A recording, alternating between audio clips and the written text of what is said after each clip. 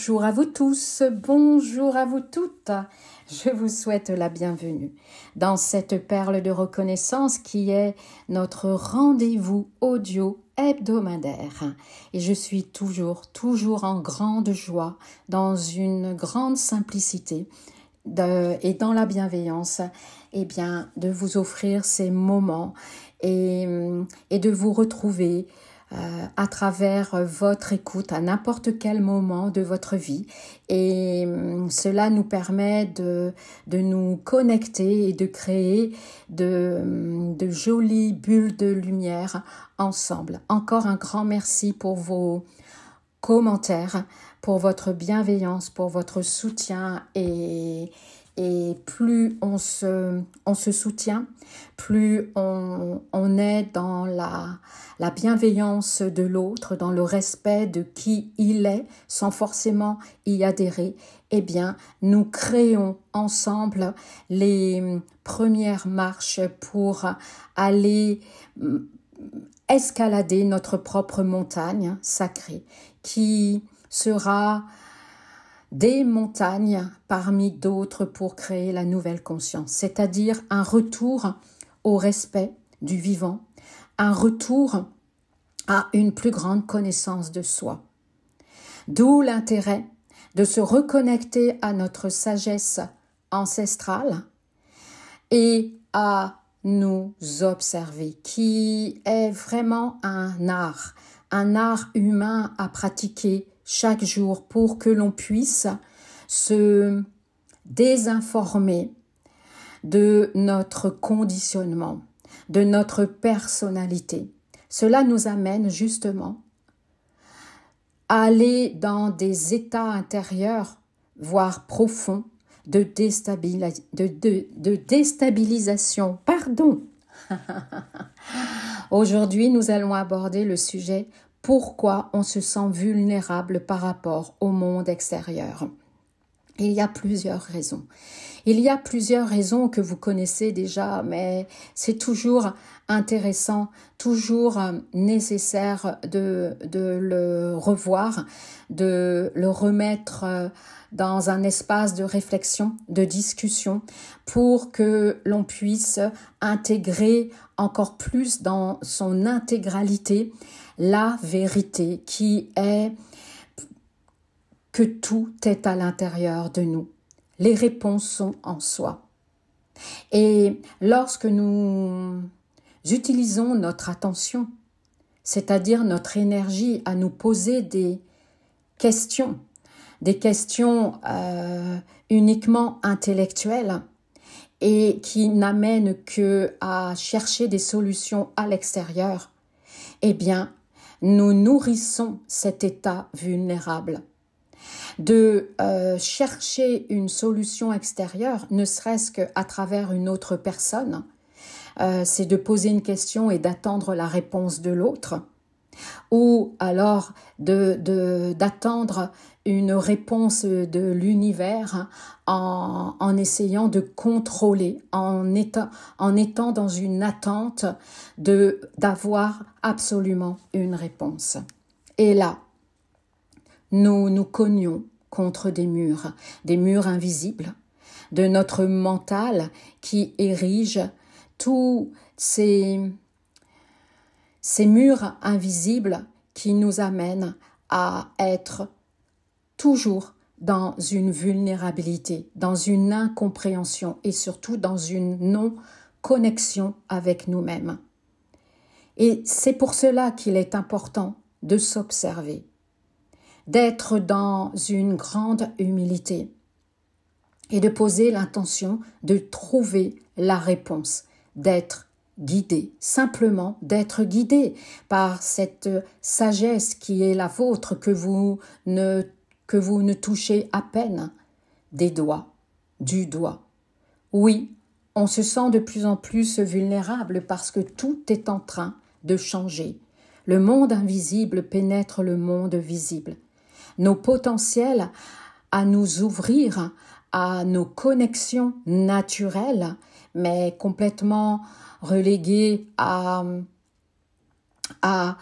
quelque chose d'interdit, de diabolisé, est en train de s'ouvrir à nous. Tout ce monde des sens est en train de s'ouvrir à nous. Et nous pouvons nous connecter à l'astral de lumière ou à l'astral de l'ombre.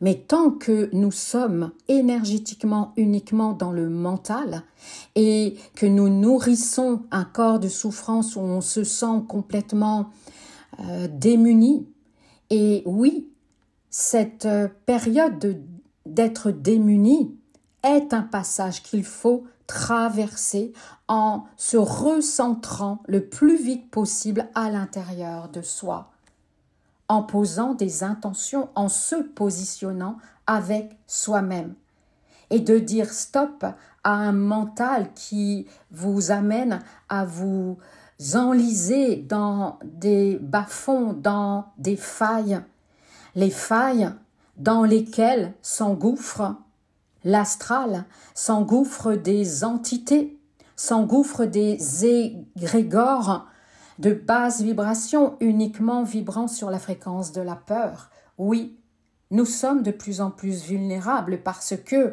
le monde de la matière, l'ancien monde qui est toujours là, pourtant, où il y a une guerre effroyable entre la lumière et l'ombre, qui a toujours existé, depuis des années. Mais là, nous arrivons dans notre temporalité à une fin de cycle. Donc ça se voit de plus en plus et qui a été accéléré à grande vitesse à partir de 2020. Oui, nous nous sentons vulnérables lorsque nous nous attachons encore à nos positionnements, à nos croyances et surtout à ce mécanisme de se poser des questions. Pourquoi je suis bloqué? Pourquoi? Mais pourquoi? Mais pourquoi? Cela vous amène à être vibratoirement dans une victimisation et à vous enfermer dans la triangulation du bourreau, victime, sauveur. Et ça nous rend encore plus vulnérables à travers une porosité de nos corps subtils. Tant que nos filtres mentaux ne se sont pas épurés par nos positionnements, par nos attachements, par nos croyances, eh bien, nous resterons dans une grande vulnérabilité. Si nous voulons trouver absolument la solution à l'extérieur, d'être guidé, simplement. Et là, vous allez créer toute une synchronicité où la magie de la vie vous répondra, où vous allez trouver en effet de l'aide, du soutien, mais pas à travers une question et une réponse, pas à travers une consommation de toutes sortes de thérapies exigeant un résultat. Il est important de sortir de ce mécanisme, de se poser toujours des questions et attendre des réponses à l'extérieur. C'est ce qui m'arrive en ce moment. Quelques personnes me posent des questions et comme j'essaye d'être disponible, j'y réponds.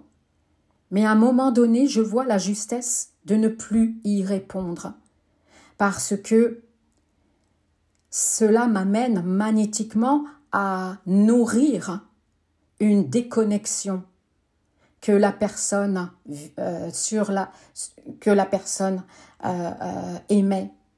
C'est d'aller chercher la réponse, mais oublie que c'est un travail d'observation, de réflexion, de lâcher prise, de prise de conscience et de ne pas chercher la solution à l'extérieur. Oui, d'être soutenu, d'être inspiré, mais évidemment, comme le peintre qui est inspiré par un paysage, par un modèle, bien entendu, mais il ne compte pas uniquement sur ce modèle. Il a créé toute une ouverture de sa créativité qui est illimitée. Il s'inspire de ce modèle, mais il n'est pas ce modèle, il n'est pas la nature. Et il a pris une de un peu de la conscience, de l'énergie, de la quintessence à travers son canal qui est celui d'être un peintre ou un sculpteur. Mais il ne s'identifie pas à l'autre, il n'attend pas que l'autre fasse son œuvre. C'est lui-même qui doit faire son œuvre. Le modèle ne doit pas peindre sur la toile que le peintre, que l'artiste a mis à sa disposition. Non, il sert de modèle, de référence, d'impulsion. Oui, tout est là à l'intérieur de nous. C'est pour cela que nous sommes très vulnérables, parce que nous nous rendons, sans s'en rendre compte, vulnérables à travers une porosité de nos corps subtils, qui sont des filtres, je vous le rappelle, à travers un corps mental complètement asphyxié par des formes pensées de non-créativité, de souffrance. Quelle énergie vous utilisez? Sur quelle fréquence vous vibrez lorsque vous cherchez à l'extérieur une réponse? Oui, l'être humain a l'art de la facilité et s'est éloigné de l'art de la simplicité du cœur. Il s'est éloigné en se coupant de son ressenti à travers son corps, de ses intuitions. Et nous sommes dans une matrice où on donne des solutions à la question « Comment ?» Être seulement dans le faire. Et cela nous amène à être de plus en plus vulnérables parce que l'on ne comprend pas pourquoi on reste dans des vibrations basses. Mais c'est aussi de se connecter à la sagesse, de se raisonner et de dire ce n'est qu'un passage. Et car tout n'est que passage, tout n'est que évolution, impermanence. Et pas à pas, nous avançons vers une libération. Mais tant que vous en prenez pas conscience à travers cet engagement, cette responsabilité, vous serez toujours vulnérable. Et que oui, nous sommes vulnérables à travers une grande fatigue, à travers un sommeil si peu réparateur, parce que le grand nettoyage, le grand reparamétrage, est vraiment en œuvre. C'est vraiment l'œuvre d'une grande alchimie qui est en train de se faire, un travail alchimique qui dépasse notre raisonnement mental rationnel. Il est complètement dépassé. Et tant qu'on se laisse pas aller, tant qu'on ne s'abandonne pas, tant qu'on ne remet pas à la source, en acceptant notre vulnérabilité, parce que c'est cela aussi, accepter notre vulnérabilité, notre fragilité, parce que elle vibre encore sur des distorsions qui sont en nous, nos distorsions intérieures, inconscientes, subconscientes, vibrent, font miroir avec les distorsions de l'astral, qui ne cherchent qu'à déstabiliser l'humanité, parce que la matrice dans laquelle on est ne connaît que ça, ne connaît que l'inquisition, le contrôle, et d'y restaurer de nouveaux ordres selon les paradigmes de l'ancien. C'est à nous de retrouver notre liberté vibratoire, notre autonomie vibratoire. Ce sera un sujet d'une autre perle de reconnexion et de reconnaissance, oui.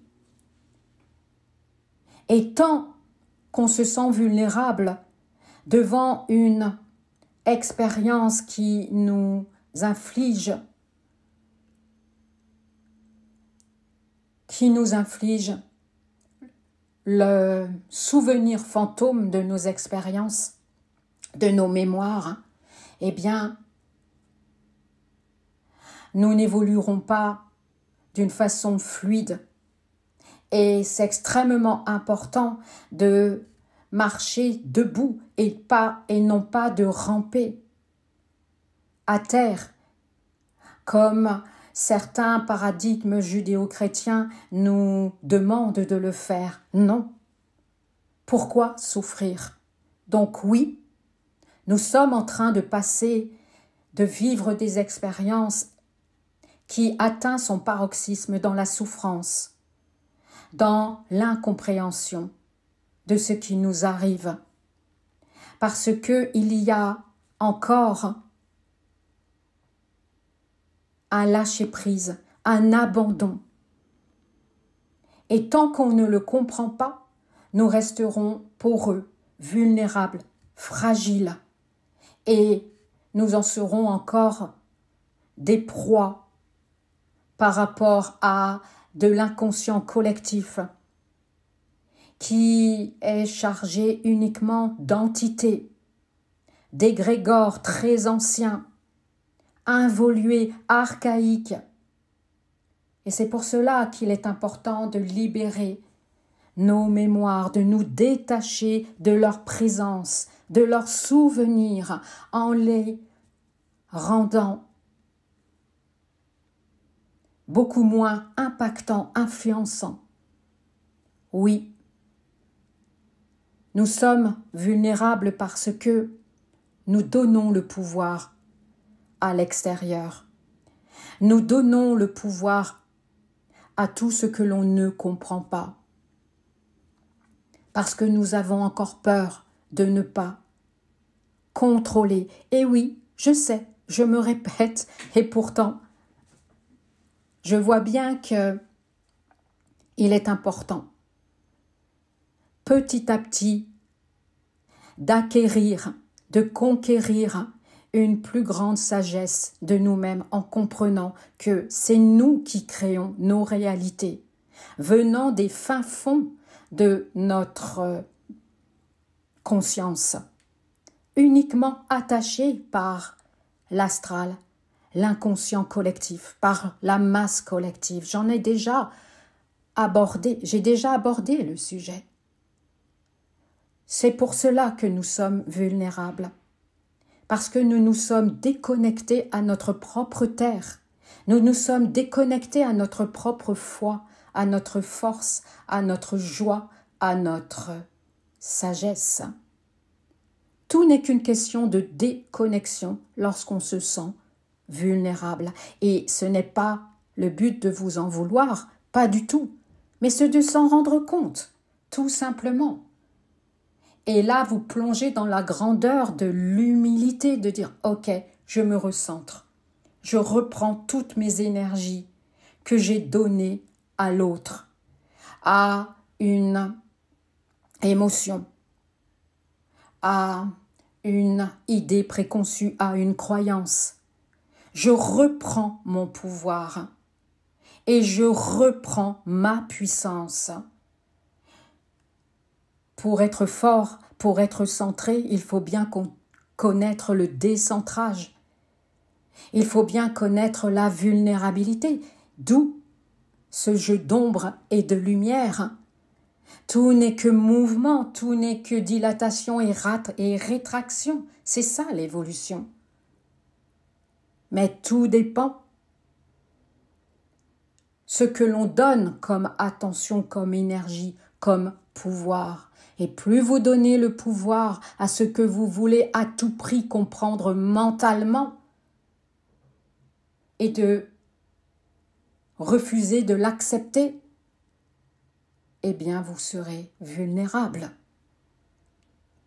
Vulnérable et surtout vibrant, influencé par la peur collective, par toutes ces guerres qui s'annoncent.